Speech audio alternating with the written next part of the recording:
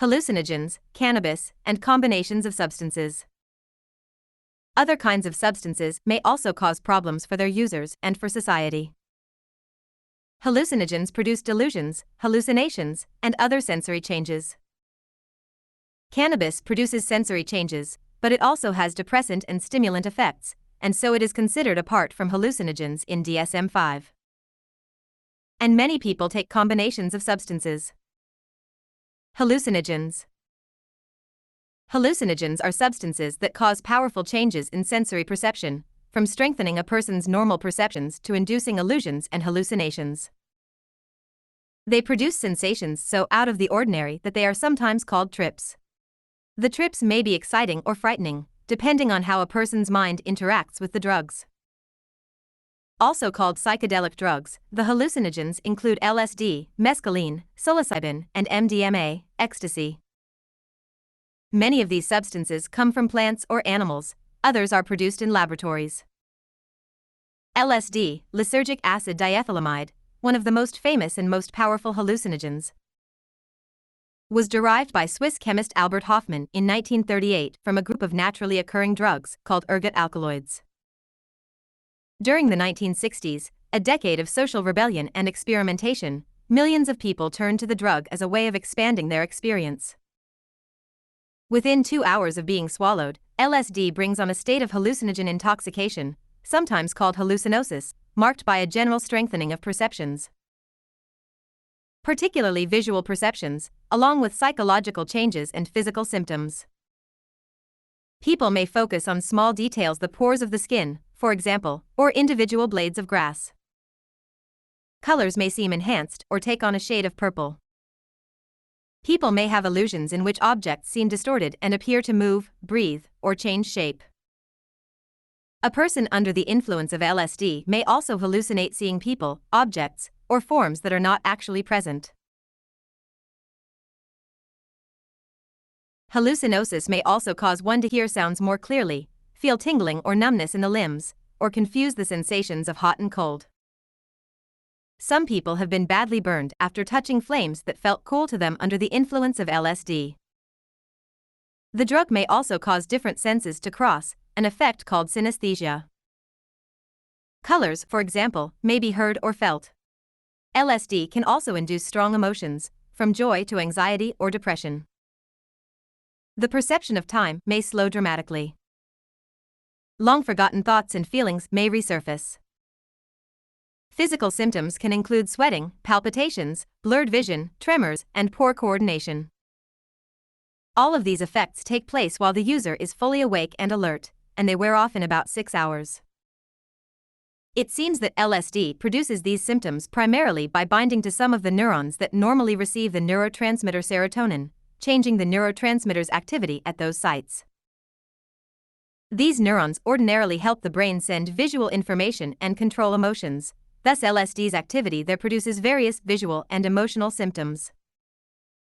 More than 14% of all people in the United States have used LSD or another hallucinogen at some point in their lives. Around 0.4%, or 1.1 million people, are currently using them. Although people do not usually develop tolerance to LSD or have withdrawal symptoms when they stop taking it, the drug poses dangers for both one-time and long-term users. It is so powerful that any dose, no matter how small, is likely to produce enormous perceptual, emotional, and behavioral reactions. Sometimes the reactions are extremely unpleasant, also called bad trip, when LSD users injure themselves or others, for instance, usually they are in the midst of a bad trip. Witness, for example, this description of a young woman who took LSD during the 1960s when so many people thought of the drug as a problem-free mind expander, only to learn about its dark side through personal use. A 21-year-old woman was admitted to the hospital along with her lover.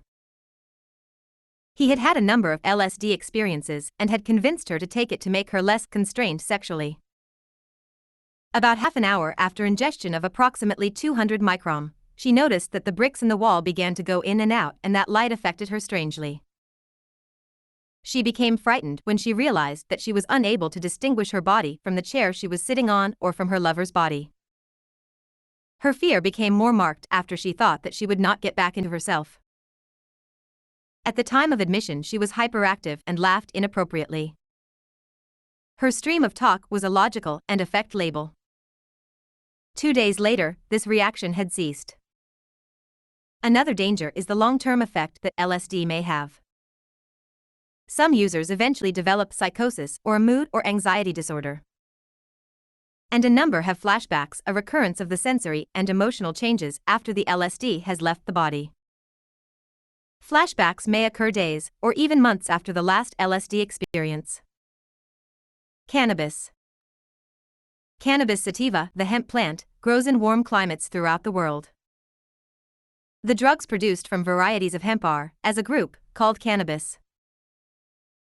The most powerful of them is hashish. The weaker ones include the best-known form of cannabis, marijuana, a mixture derived from the buds, crushed leaves, and flowering tops of hemp plants. More than 19 million people over the age of 11, 7.3% of the population, currently smoke marijuana at least monthly. More than 5 million smoke it daily. Each of the cannabis drugs is found in various strengths because the potency of a cannabis drug is greatly affected by the climate in which the plant is grown, the way it was prepared, and the manner and duration of its storage.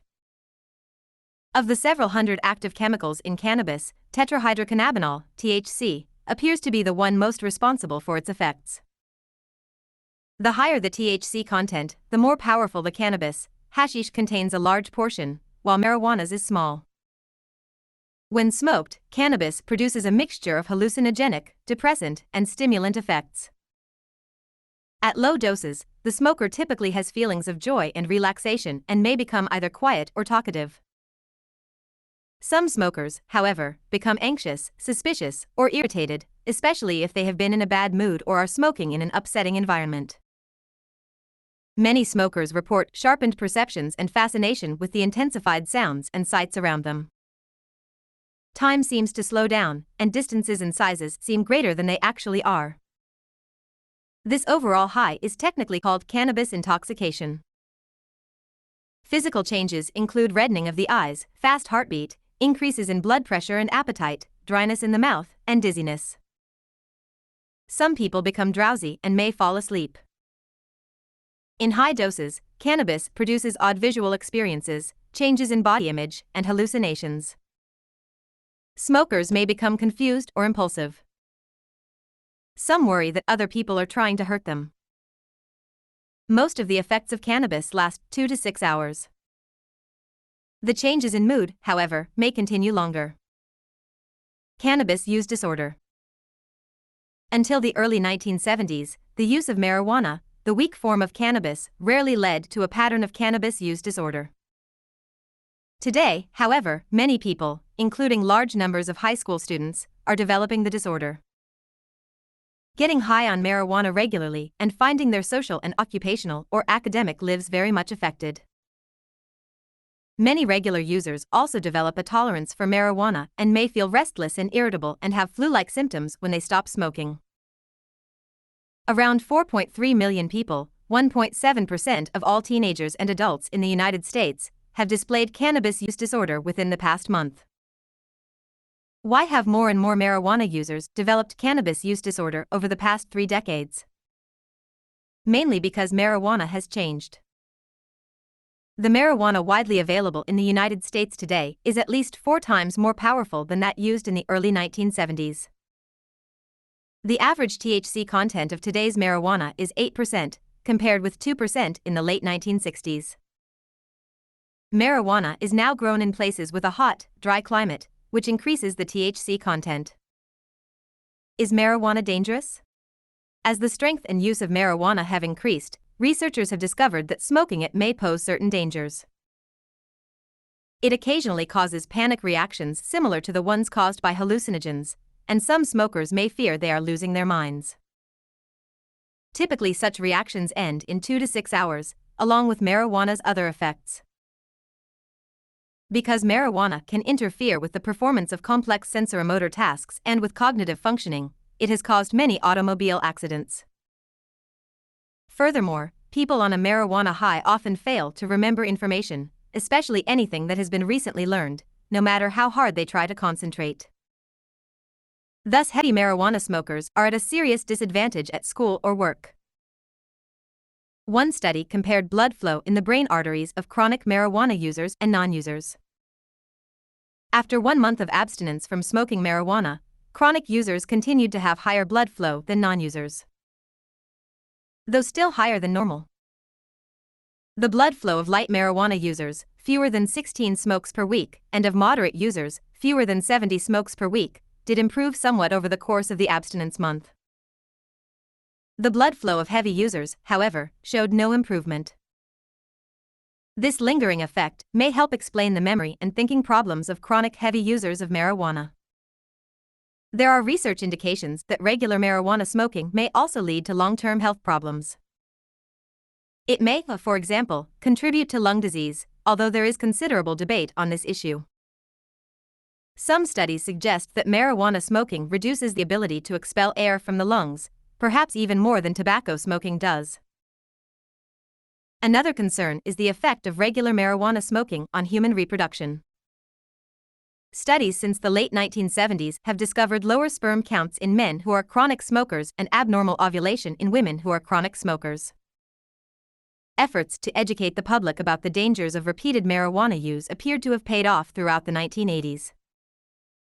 The percentage of high school seniors who smoked marijuana on a daily basis decreased from 11% in 1978 to 2% in 1992. Today, however, 6.5% of high school seniors smoke it daily, and more than 50% of seniors do not believe that regular use poses a great risk. Cannabis and society. A rocky relationship for centuries, cannabis played a respected role in medicine. It was recommended as a surgical anesthetic by Chinese physicians 2,000 years ago and was used in other lands to treat cholera, malaria, coughs, insomnia, and rheumatism. When cannabis entered the United States in the early 20th century, mainly in the form of marijuana, it was likewise used for various medical purposes. Soon, however, more effective medicines replaced it, and the favorable view of cannabis began to change. Marijuana began to be used as a recreational drug, and its illegal distribution became a law enforcement problem. Authorities assumed it was highly dangerous and outlawed the killer weed. In the 1980s, researchers developed precise techniques for measuring THC and for extracting pure THC from cannabis. They also developed laboratory forms of THC. These inventions opened the door to new medical applications for cannabis, such as its use in treating glaucoma, a severe eye disease. Cannabis was also found to help patients with chronic pain or asthma, to reduce the nausea and vomiting of cancer patients in chemotherapy, and to improve the appetites of people with AIDS and so help them combat weight loss. In light of these findings, several interest groups campaigned during the late 1980s for the medical legalization of marijuana, which operates on the brain and body more quickly than the THC capsules developed in the laboratory.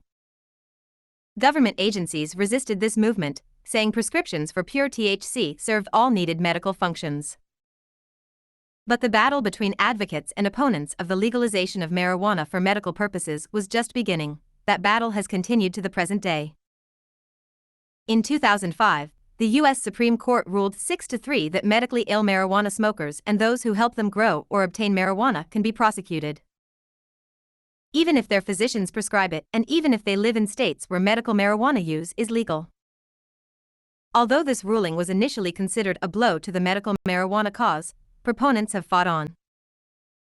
And in 2009, the U.S. Attorney General directed federal prosecutors to not pursue cases against medical marijuana users or their caregivers who are complying with state laws. Currently, 23 states have laws allowing marijuana to be used for medical purposes, and several more have such laws pending. Canada's federal government has taken a much more lenient position on the medical marijuana issue than the U.S. federal government. Based on a series of studies and trial programs, Health Canada, the country's healthcare regulator, now legally permits people who are suffering from severe and debilitating illnesses to use marijuana for medical purposes. It allows the sale of medical marijuana in select pharmacies, making Canada the second country in the world, after the Netherlands, to do so. And it licenses numerous companies to produce medical marijuana, requiring that the manufacturers meet standards similar to those generally required in the pharmaceutical industry. So far, 13 such companies have obtained licenses, and 850 more have applied for licenses. Heartened by such developments in the realm of medical marijuana, the movement to legalize the recreational use of marijuana has gained enormous momentum in recent years. In fact, since 2012, residents in the states of Colorado, Washington, Alaska, and Oregon have voted to legalize marijuana for use of any kind, although such state measures still can be blocked by the federal government. The enactment of these state laws reflects growing public support for the outright legalization of marijuana. According to recent polls, more than half of Americans believe that marijuana should be made legal, up from 12% in 1969 and 41% in 2010. In such polls, half of all respondents say they have tried marijuana, and 60% say that the federal government should not enforce federal anti-marijuana laws in states where marijuana is legal. Combinations of substances.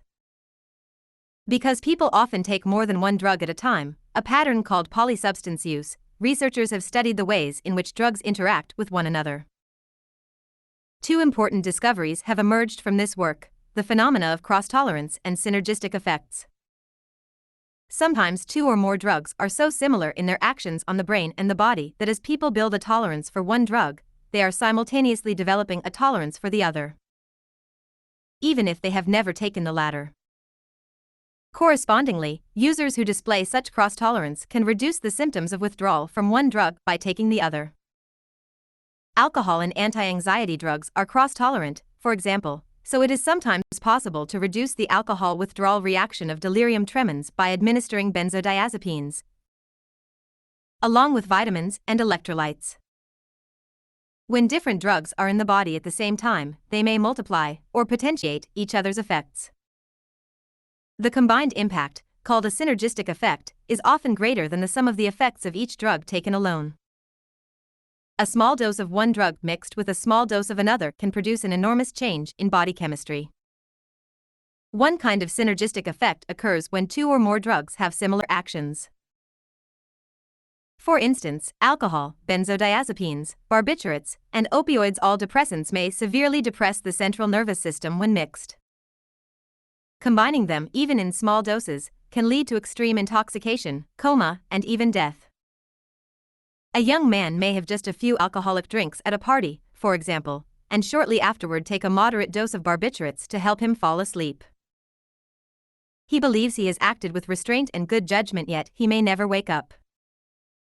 A different kind of synergistic effect results when drugs have opposite, or antagonistic, actions. Stimulant drugs, for example, interfere with the liver's usual disposal of barbiturates and alcohol. Thus, people who combine barbiturates or alcohol with cocaine or amphetamines may build up toxic, even lethal, levels of the depressant drugs in their systems. Students who take amphetamines to help them study late into the night and then take barbiturates to help them fall asleep are unknowingly placing themselves in serious danger. Each year, tens of thousands of people are admitted to hospitals with a multiple drug emergency, and several thousand of them die. Sometimes the cause is carelessness or ignorance. Often, however, people use multiple drugs precisely because they enjoy the synergistic effects. In fact, as many as 90% of those who use one illegal drug are also using another to some extent. Fans mourn the deaths of many celebrities who have died from polysubstance use.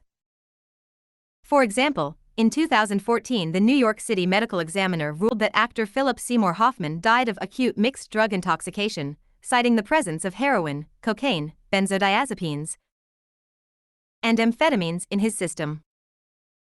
In the more distant past, Elvis Presley's delicate balancing act of stimulants and depressants, Janis Joplin's mixtures of wine and heroin, and John Belushi's and Chris Farley's liking for the combined effect of cocaine and opioids, speedballs, each ended in tragedy.